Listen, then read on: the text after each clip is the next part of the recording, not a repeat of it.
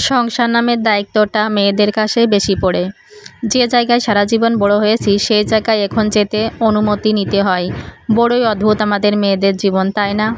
শুভ সকাল বন্ধুরা, তোমরা সবাই কেমন আছো? আশা করি তোমরা সবাই অনেক বেশি ভালো আছো, সুস্থ আছো। এখন আমি অনেকটাই সুস্থ। আজ সকালে উঠে 1 কাপ দুধ চা বানালাম। আর এই কাপটা দেখছো, এই কাপের ফ্যান হয়ে গেছি এখন।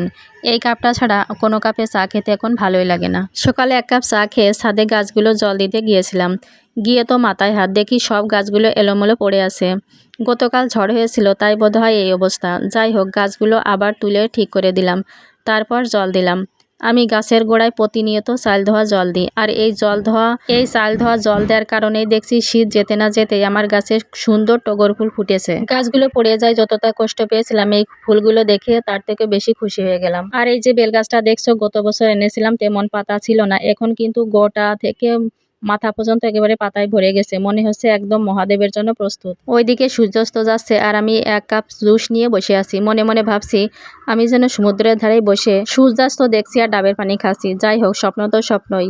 তাই যেন স্বপ্নকে মনে লালন করে বাড়ির ছাদে নিজের মতো করে স্বপ্ন পূরণ করে নিলাম। চারিদিকে এখন কত সুন্দর সবুজ পাতা গজিয়েছে, এই সময়টা আমার খুব ভালো লাগে। আজ সকালে আমি পূজা করতে পারিনি, শরীরটা একটু খারাপ, তাই কয়েকদিন ধরে আমার বোনই পূজা করছে। ও সব নিয়ম মেনে মন্ত্র মেনে পূজা করে। আমার শরীর খারাপ থাকলে ওর উপরে একটু বেশিই চাপ পড়ে যায়, কারণ ওর নিজের পূজা আছে, রান্নাবান্না আছে, তারপর আবার আমার পূজা করলে ওর অনেকটা কষ্ট হয়ে যায়। সব মিলিয়ে ওর অনেকটাই চাপ পড়ে যায়। তো এই যে আমার রাধা মাধবকে তোমরা দর্শন করে নাও। আর সকালে রাধা মাধবকে দেব মুড়ি আর ফল, এটা দিয়েই ওকে পূজা দিতে বললাম, আর সেটা দিয়েও পূজা দিল। সকালে ওর আমার দুজনেরই অনেক ব্যস্ততা থাকে, তারপরেও এখন একটু ব্যস্ততা কম, যেহেতু বাচ্চাদের স্কুল এখন বন্ধ। আজকে ও রান্না করেছিল মাটন, কিন্তু দেখলাম আলুটা বেশি হয়ে গেছে। এ নিয়ে আমি বলতেই আমার বোন হাসাহাসি করছিল যে অনেক ফ্যামিলিতে অনেক জনসংখ্যা থাকলে এরকম আলু দিয়ে কভার করতে হয়। আমি অবশ্যই সব খাই না, আমি নিজের মতো আলাদা নিরামিষ রান্না করে খাই। তো রাতে ভাবছিলাম ঠাকুরের জন্য কিছুই করব না, কিন্তু মনটা মানলো না, তাই ভাবলাম রুটি বানাই। পরে আবার পরোটা বানিয়ে ফেললাম।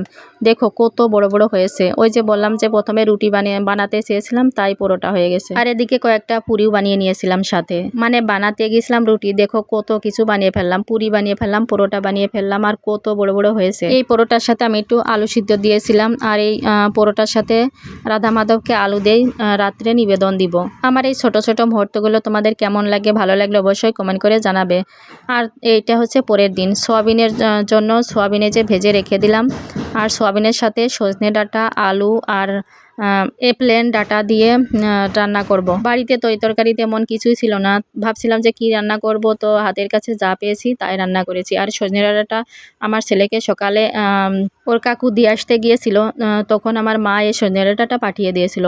তো ভাবলাম যে সজনে ডাঁটা কয়েকটা দিয়ে এর ভিতরে, যেহেতু এক পদে রান্না করব, একটু রসিয়ে কষিয়ে রান্না করব, তাই সব কিছু জিরে ধনে সব কিছু দিয়ে ভালো করে একটু কষিয়ে টষিয়ে রান্না করাম। এই আজকের সাদামাটা রান্না, শসা আর হালকা খাবারই ছিল। এই যে শসা একটা মরিচে দিয়েছিলাম। তো ভিডিওটা এ পর্যন্ত, তোমরা ভালো থেকো, সুস্থ থেকো, টাটা।